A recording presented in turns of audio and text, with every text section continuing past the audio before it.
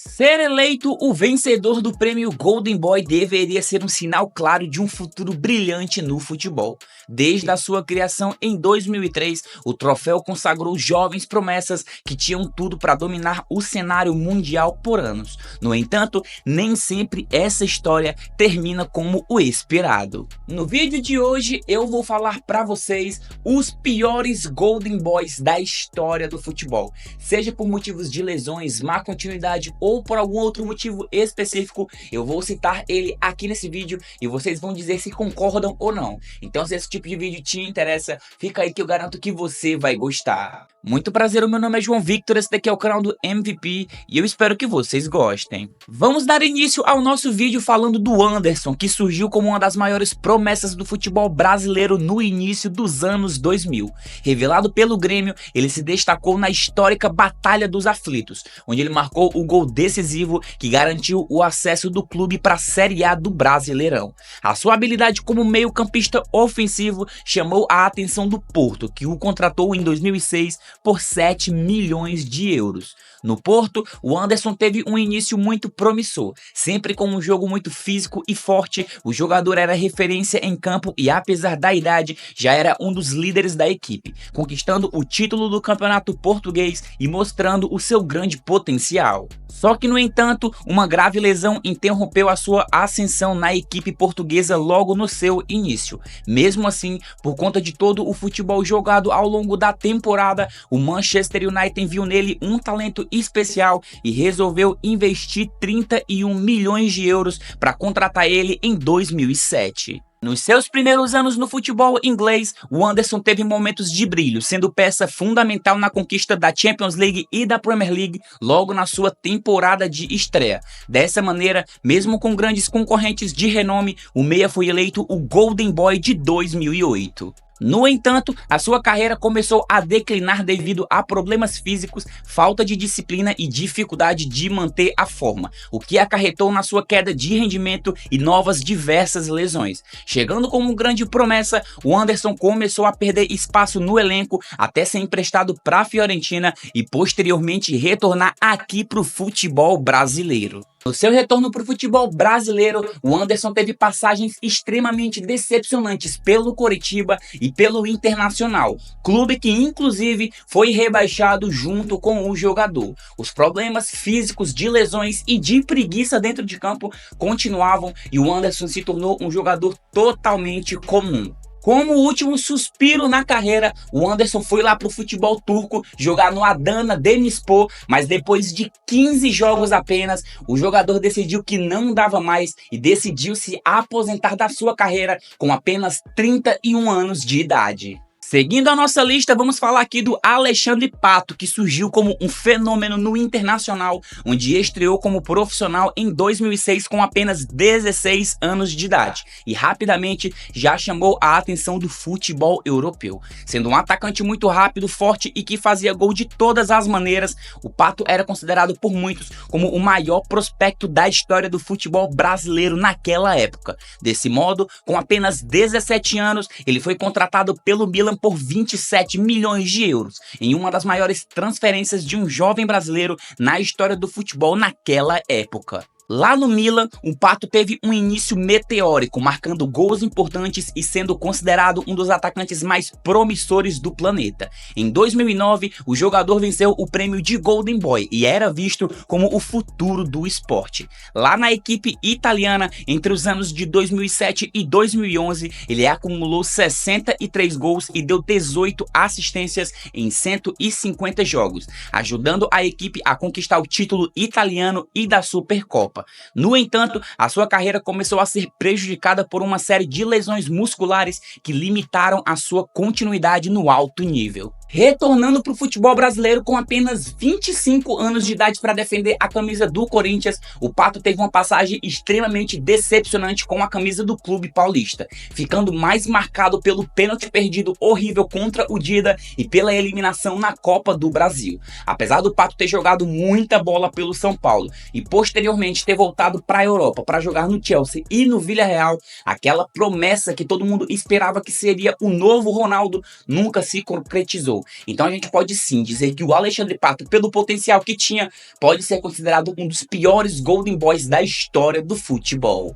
O Balotelli sempre foi um jogador muito talentoso, mas a sua carreira foi marcada por polêmicas e problemas disciplinares. Estreando no futebol profissional com a camisa da Inter de Milão, mesmo sendo muito jovem, o atacante já mostrava personalidade e não se intimidava frente aos melhores defensores do planeta. Apesar de todo o talento do Super Mario, desde cedo os problemas de personalidade já começaram a afetar o jogador. Na Inter, o Balotelli mostrou o seu grande potencial, mas teve conflitos com José Mourinho, que criticou a atitude do atacante nos treinos, deixando claro a sua falta de intensidade e a preguiça dele nos treinamentos. Dessa maneira, mesmo sendo um dos jogadores mais promissores do elenco, a Inter de Milão resolveu vender ele para o Manchester City por 22 milhões de euros. Dentro de campo, era indiscutível que o atacante era realmente um craque, e ele seguiu jogando muita bola na Inglaterra. Na sua primeira temporada, foram 10 gols e 2 assistências, além do título da Copa da Inglaterra, e por conta desses motivos, o Balotelli venceu o prêmio de Golden Boy.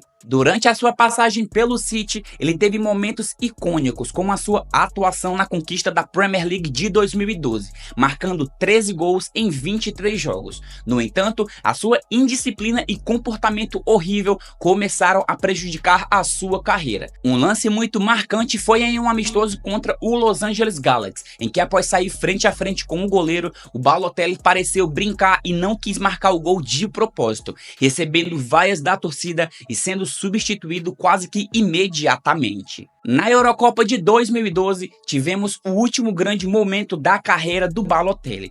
Pela seleção da Itália, o atacante foi um dos melhores da competição e ficou marcado pelos 2 gols na semifinal contra a Alemanha, o que acabou gerando uma das comemorações mais icônicas da história do futebol. Apesar do Balotelli ter tido bons momentos com a camisa do Milan, após o ano de 2013, o jogador se tornou um verdadeiro nômade do futebol, jogando simplesmente por 13 clubes diferentes ao longo de toda a sua carreira. Atualmente, o Balotelli é reserva do Genoa e jogou apenas 6 jogos em toda a temporada. Evidentemente, quem assistiu o Balotelli no início da carreira sabe que ele jogava bola demais. E quem sabe, se ele tivesse a cabeça mais no lugar, ele conseguiria ir muito além do que ele foi no futebol. O próximo jogador da nossa lista é o Martial, que surgiu lá em 2014 como um dos atacantes mais promissores do futebol mundial. Tendo um estilo de jogo baseado na sua velocidade e força física, aquele jovem atacante encantou o futebol europeu por conta de todo o seu talento. Na temporada 2014-2015, o Martial marcou 12 gols e deu 5 assistências pelo Mônaco, e logo foi contratado pelo Manchester United por 36 milhões de libras. As expectativas em cima dele eram tão grandes que o Mônaco colocou uma cláusula que exigia mais 8 milhões de libras caso o Martial vencesse a Bola de Ouro até 2019. Na sua primeira temporada, o cara jogou muita bola e marcou 18 gols e deu 10 assistências, suprindo e muito as expectativas iniciais. Vindo de 2 boas temporadas, o Martial foi eleito o Golden Boy de 2015 e ganhou ainda mais a confiança do torcedor, que aguardava com muita ansiedade a chegada de um novo ídolo em Manchester. Só que apesar do bom início, o atacante não passou de um jogador comum e não conseguiu deslanchar na carreira. Se era esperado que com a chegada de uma promessa desse calibre, esse fosse o início de uma nova fase para o United, mas o Martial mostrou não ser esse cara que conseguiria tirar o United do buraco que o time permanece até os dias de hoje. Com apenas 90 gols marcados em 314 partidas pelo Manchester United, o jogador saiu da equipe deixando uma grande frustração. E agora, com apenas 29 anos de idade, ele está atualmente jogando no AEK lá da Grécia. Então, aquela grande promessa que chegou para ser o novo grande craque do Manchester United, mais uma vez decepcionou, e o time que esperava uma nova era continua procurando mais um craque para ascender novamente no futebol.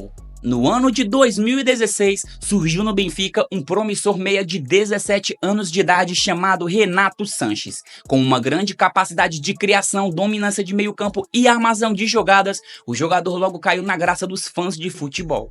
Na temporada 15-16, o jovem foi um dos principais jogadores dos encarnados e ajudou a equipe a conquistar o Campeonato Português e a Copa de Portugal. Mas o momento em que o Renato Sanches realmente explodiu para o futebol mundial foi na Eurocopa de 2016, onde por Portugal ele foi um dos melhores meias do torneio, ajudando na inédita conquista pelo seu país. A sua qualidade foi tanta que o meia recebeu o prêmio de melhor jogador jovem da Euro e posteriormente foi eleito o Golden Boy. Sendo desejado por praticamente todos os gigantes do futebol europeu, foi o Bayern de Munique que conseguiu a contratação dele por 35 milhões de euros. Só que chegando lá super badalado, o jogador teve dificuldades para se adaptar a uma nova liga e pareceu sentir o peso da camisa do clube alemão. Sendo emprestado ao Swansea City para tentar reaver o seu bom futebol, foi lá na Inglaterra onde o jogador começou a sofrer com sérias lesões e pouco pôde ser aproveitado. Sendo vendido para o Lille apenas 2 temporadas após ser contratado, incrivelmente o jogador voltou a jogar bem em alto nível e ajudou a modesta equipe a ser campeão do campeonato francês, desbancando o todo-poderoso Paris Saint-Germain. Após 4 temporadas em alto nível pelo Lille, novamente o Renato Sanches teve a chance em um gigante do futebol europeu. Ao ser contratado pelo Paris Saint-Germain, o jogador tinha a chance de fazer aquilo que não fez no Bayern de Munique. Só que novamente o Renato Sanches pareceu amarelar e não jogou absolutamente nada pelo PSG. Atualmente, com apenas 27 anos de idade, se a gente somar as últimas 2 temporadas pela Roma e agora pelo Benfica, o Renato Sanches só conseguiu jogar 29 partidas e vem sofrendo com sérias lesões, inclusive rompimentos do ligamento do joelho. E aquela promessa que parecia ser o futuro meio-campista do futebol apenas se tornou um jogador que passa mais tempo no departamento médico do que realmente jogando bola em campo. Vindo do Real Betis com apenas 11 anos de idade para as categorias de base do Barcelona, desde cedo o Gavi se tornou uma grande joia da La Masia e era visto como o futuro da equipe. O talento daquele jovem meia era tanto que com apenas 17 anos de idade ele já subiu para o time profissional e rapidamente assumiu a titularidade da equipe. Sendo um meio-campista extremamente dinâmico e versátil, o Gavi ficou conhecido por sua intensidade, habilidade técnica e inteligência tática. Ele se destacou pela sua capacidade de pressionar os adversários, recuperar a bola e distribuir passes com precisões. O Gavi desde cedo fez muita história com a camisa do Barcelona, se tornando o jogador mais jovem a estrear na La Liga e a marcar um gol pelo Barcelona. Ainda fez também história ao se tornar o jogador mais jovem a ser convocado e a jogar pela seleção da Espanha e posteriormente ser o jogador mais jovem a fazer um gol com a camisa da Fúria, só sendo superado futuramente pelo Lamine Yamal. Por tudo que havia feito, o Gavi desbancou nomes poderosos como Musiala e Jude Bellingham, sendo eleito o Golden Boy daquele ano. Só que o promissor meia sofreu demais nas últimas 2 temporadas com sérias lesões, inclusive uma lesão no joelho que tirou ele praticamente de toda a temporada. Só que ainda é muito cedo para dizer que o Gavi fracassou na carreira, mas atualmente o meia amarga o banco de reservas e faz tempo que não consegue jogar bem em alto nível como um dia ele já jogou. Antes de encerrar o vídeo, eu sei que vai ter muita gente falando, mas cadê o João Félix nessa lista? Rapaziada, eu fiz um vídeo exclusivamente do João Félix, já tem aqui no canal, contando tudo da carreira do jogador e como ele era uma grande promessa e por quais motivos ele teve esse declínio tão grande. Então, se vocês quiserem ver a história do João Félix, eu vou deixar quando terminar esse vídeo aqui sugerido para vocês irem lá e assistir, beleza? Se vocês também quiserem se prolongar, se alongar na história do Alexandre Pato, também fiz um vídeo contando toda a trajetória do jogador. Como são jogadores citados aqui nesse vídeo, vale a pena você conferir toda a história. O vídeo tá bem completo e tá muito bom. Então, quando terminar esse vídeo, vai lá assistir, porque eu vou deixar sugerido pra vocês, beleza? Também, já deixa o seu like e se inscreve no canal, porque isso me incentiva a continuar produzindo mais e mais conteúdos, beleza? Muito obrigado pela sua audiência. Meu nome é João Victor, esse daqui é o canal do MVP e eu te vejo em breve.